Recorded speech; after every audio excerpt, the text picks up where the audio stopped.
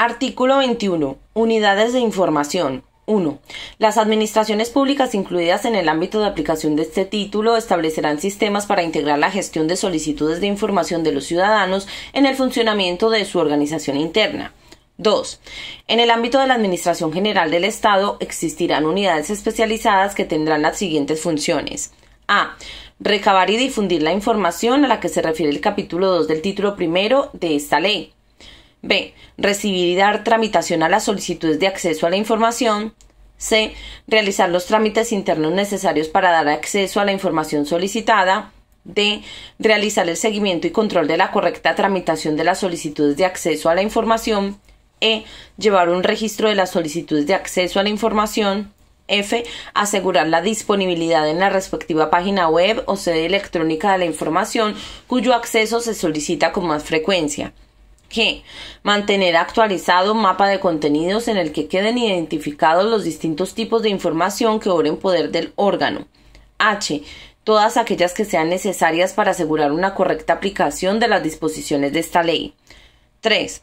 El resto de las entidades incluidas en el ámbito de aplicación de este título identificarán claramente el órgano competente para conocer de las solicitudes de acceso. Artículo 22. Formalización del acceso. 1. El acceso a la información se realizará preferentemente por vía electrónica, salvo cuando no sea posible o el solicitante haya señalado expresamente otro medio. Cuando no pueda darse el acceso en el momento de la notificación de la resolución, deberá otorgarse, en cualquier caso, en un plazo no superior a 10 días. 2. Si ha existido oposición de tercero, el acceso solo tendrá lugar cuando, habiéndose concedido dicho acceso, haya transcurrido el plazo para interponer recurso contencioso administrativo sin que se haya formalizado o haya sido resuelto confirmando el derecho a recibir la información. 3. Si la información ya ha sido publicada, la resolución podrá limitarse a indicar al solicitante cómo puede acceder a ella. 4. El acceso a la información será gratuito, no obstante la expedición de copias o la transposición de la información a un formato diferente al original podrá dar lugar a la exigencia de exacciones en los términos previstos en la Ley 8/1989 de 13 de abril de tasas y precios públicos o en su caso conforme a la normativa autonómica o local que resulte aplicable. Sección tercera. Régimen de impugnaciones. Artículo 23. Recursos. 1. La reclamación prevista en el artículo siguiente tendrá la consideración de sustitutiva de los recursos administrativos de conformidad con lo dispuesto en el artículo 107.2 de la Ley 30/1992 de 26 de noviembre de régimen jurídico de las administraciones públicas y del procedimiento administrativo común. 2. No obstante lo dispuesto en el apartado anterior, contra las resoluciones dictadas por los órganos previstos en el artículo 2.1.f, solo cabrá la interposición de recurso contencioso administrativo. Artículo 24. Reclamación ante el Consejo de Transparencia y Buen Gobierno. 1. Frente a toda resolución expresa o presunta en materia de acceso, podrá interponerse una reclamación ante el Consejo de Transparencia y Buen Gobierno con carácter potestativo y previo en su impugnación en vía contencioso-administrativa. 2. La reclamación se interpondrá en el plazo de un mes a contar desde el día siguiente al de la notificación del acto impugnado o desde el día siguiente a aquel en que se produzcan los efectos del silencio administrativo. 3. La tramitación de la reclamación se ajustará a lo dispuesto en materia de recursos en la Ley 30/1992 de 26 de noviembre de régimen jurídico de las administraciones públicas y del procedimiento administrativo común. Cuando la denegación del acceso a la información se fundamente en la protección de derechos o intereses de terceros, se otorgará previamente a la resolución de la reclamación trámite de audiencia a las personas que pudieran resultar afectadas para que aleguen lo que a su derecho convenga. 4. El plazo máximo para resolver y notificar la resolución será de 3 meses, transcurrido el cual la reclamación se entenderá desestimada. 5. Las resoluciones del Consejo de Transparencia y Buen Gobierno se publicarán previa disociación de los datos de carácter personal que contuvieran por medios electrónicos y en los términos en que se establezca reglamentariamente una vez que se hayan notificado a los interesados. El presidente del Consejo de Transparencia y Buen Gobierno comunicará al Defensor del Pueblo las resoluciones que dicte en aplicación de este artículo. 6. La competencia para conocer de dichas reclamaciones corresponderá al Consejo de Transparencia y Buen Gobierno, salvo en aquellos supuestos en que las comunidades autónomas atribuyan dicha competencia a un órgano específico, de acuerdo con lo establecido en la disposición adicional cuarta de esta ley. Título segundo. Buen Gobierno. Artículo 25. Ámbito de aplicación. 1. En el ámbito de la Administración General del Estado, las disposiciones de este título se aplicarán a los miembros del Gobierno, a los secretarios de Estado y al resto de los altos cargos de la Administración General del Estado y de las entidades del sector público estatal de derecho público o privado vinculadas o dependientes de aquella. A estos efectos se considerarán altos cargos los que tengan tal consideración en aplicación de la normativa en materia de conflictos de intereses. 2.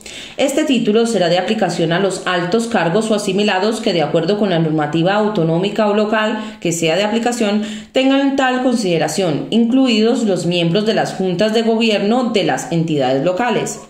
3. La aplicación a los sujetos mencionados en los apartados anteriores de las disposiciones contenidas en este título no afectará en ningún caso a la condición de cargo electo que pudieran ostentar. Artículo 26. Principios de buen gobierno. 1. Las personas comprendidas en el ámbito de aplicación de este título observarán en el ejercicio de sus funciones lo dispuesto en la Constitución española y en el resto del ordenamiento jurídico y promoverán el respeto a los derechos fundamentales y a las libertades públicas. 2. Asimismo, adecuarán su actividad a los siguientes. A. Principios generales. Primero, actuarán con transparencia en la gestión de los asuntos públicos de acuerdo con los principios de eficacia, economía y eficiencia y con el objetivo de satisfacer el interés general. Segundo, ejercerán sus funciones con dedicación al servicio público, absteniéndose de cualquier conducta que sea contraria a estos principios. Tercero, respetarán el principio de imparcialidad, de modo que mantengan un criterio independiente y ajeno a todo interés particular. Cuarto, asegurarán un trato igual y sin discriminaciones de ningún tipo en el ejercicio de sus funciones. Quinto, actuarán con la diligencia debida en el cumplimiento de sus obligaciones y fomentarán la calidad en la prestación de servicios públicos. Sexto, mantendrán una conducta digna y tratarán a los ciudadanos con esmerada corrección. Séptimo, asumirán la responsabilidad de las decisiones y actuaciones propias y de los organismos que dirigen sin perjuicio de otras que fueran exigibles legalmente. B. Principios de actuación. Primero, desempeñarán su actividad con plena dedicación y con pleno respeto a la normativa reguladora de las incompatibilidades y los conflictos de intereses. Segundo, guardarán la debida reserva respecto a los hechos o informaciones conocidos con motivo u ocasión del ejercicio de sus competencias. Tercero, pondrán en conocimiento de los órganos competentes cualquier actuación irregular de la cual tengan conocimiento. Cuarto, ejercerán los poderes que les atribuye la normativa vigente con la finalidad exclusiva para la que fueron otorgados y evitarán toda acción que pueda poner en riesgo el interés público o el patrimonio de las administraciones. Quinto, no se implicarán en situaciones, actividades o intereses incompatibles con sus funciones y se abstendrán de intervenir en los asuntos en que concurra alguna causa que pueda afectar a su objetividad. Sexto, no aceptarán para sí regalos que superen los usos habituales, sociales o de cortesía, ni favores o servicios en condiciones ventajosas que puedan condicionar el desarrollo de sus funciones. En el caso de obsequios de una mayor relevancia institucional, se procederá a su incorporación al patrimonio de la administración pública correspondiente. Séptimo, desempeñarán sus funciones con transparencia. Octavo, gestionarán, protegerán y conservarán adecuadamente los recursos públicos que no podrán ser utilizados para actividades que no sean las permitidas por la normativa que sea de aplicación. Noveno, no se valdrán de su posición en la administración para obtener ventajas personales o materiales. Tercero, los principios establecidos en este artículo informarán la interpretación y aplicación del régimen sancionador regulado en este título. Artículo 27. Infracciones y sanciones en materia de conflicto de intereses. El incumplimiento de las normas de incompatibilidades o de las que regulan las declaraciones que han de realizar las personas comprendidas en el ámbito de este título será sancionado de conformidad con lo dispuesto en la normativa en materia de conflictos de intereses de la Administración General del Estado y para el resto de administraciones de acuerdo con su propia normativa que resulte de aplicación. Artículo 28. Infracciones en materia de gestión económico-presupuestaria. Constituyen infracciones muy graves las siguientes conductas cuando sean culpables. A. La incursión en alcance en la administración de los fondos públicos cuando la conducta no sea subsumible en ninguno de los tipos que se contemplan en las letras siguientes. B. La administración de los recursos y demás derechos de la hacienda pública sin sujeción a las disposiciones que regulan su liquidación, recaudación o ingreso en el Tesoro. C. Los compromisos de gasto, reconocimiento de obligaciones y ordenación de pagos sin crédito suficiente para realizarlos o con infracción de lo dispuesto en la Ley 47/2003 de 26 de noviembre, general presupuestaria o en la de presupuestos u otra normativa presupuestaria que sea aplicable. D. La omisión del trámite de intervención previa de los gastos, obligaciones o pagos cuando ésta resulte preceptiva o del procedimiento de resolución de discrepancias frente a los reparos suspensivos de la intervención regulado en la normativa presupuestaria. E. La ausencia de justificación de la inversión de los fondos a los que se refieren los artículos 78 y 79 de la Ley 47/2003 de 26 de noviembre general presupuestaria o en su caso la normativa presupuestaria equivalente de las administraciones distintas de la General del Estado. F. El incumplimiento de la obligación de destinar íntegramente los ingresos obtenidos por encima de los previstos en el presupuesto a la reducción del nivel de deuda pública de conformidad con lo previsto en el artículo 12.5 de la Ley Orgánica 2/2012 de 27 de abril de estabilidad presupuestaria y sostenibilidad financiera y el incumplimiento de la obligación del destino del superávit presupuestario a la reducción del nivel de endeudamiento neto en los términos previstos en el artículo 32 y la disposición adicional sexta de la citada ley. G. La realización de operaciones de crédito y emisiones de deudas que no cuenten con la preceptiva autorización o habiéndola obtenido no se cumpla con lo en ella previsto o se superen los límites previstos en la Ley Orgánica 2/2012 de 27 de abril, la Ley Orgánica 8/1980 de 22 de septiembre de financiación de las comunidades autónomas y el texto refundido de la Ley Reguladora de las Haciendas Locales aprobado por el Real Decreto Legislativo 2/2004 de 5 de marzo. H. La no adopción en plazo de las medidas necesarias para evitar el riesgo de incumplimiento cuando se haya formulado la advertencia prevista en el artículo 19 de la Ley Orgánica 2/2012 de 27 de abril. Y. La suscripción de un convenio de colaboración o concesión de una subvención a una administración pública que no cuente con el informe favorable del Ministerio de Hacienda y Administraciones Públicas previsto en el artículo 20.3 de la Ley Orgánica 2/2012 de 27 de abril. J. La no presentación o la falta de puesta en marcha en plazo del plan económico financiero o del plan de reequilibrio de conformidad con el artículo 23 de la Ley Orgánica 2/2012 de 27 de abril. K. El incumplimiento de las obligaciones de publicación o de suministro de información previstas en la normativa presupuestaria y económico-financiera siempre que en este último caso se hubiera formulado requerimiento. L. La falta de justificación de la desviación o cuando así se le haya requerido, la falta de inclusión de nuevas medidas en el plan económico financiero o en el plan de reequilibrio de acuerdo con el artículo 24.3 de la Ley Orgánica 2/2012 de 27 de abril. M. La no adopción de las medidas previstas en los planes económico-financieros y de reequilibrio según corresponda, previstos en los artículos 21 y 22 de la Ley Orgánica 2/2012 de 27 de abril. N.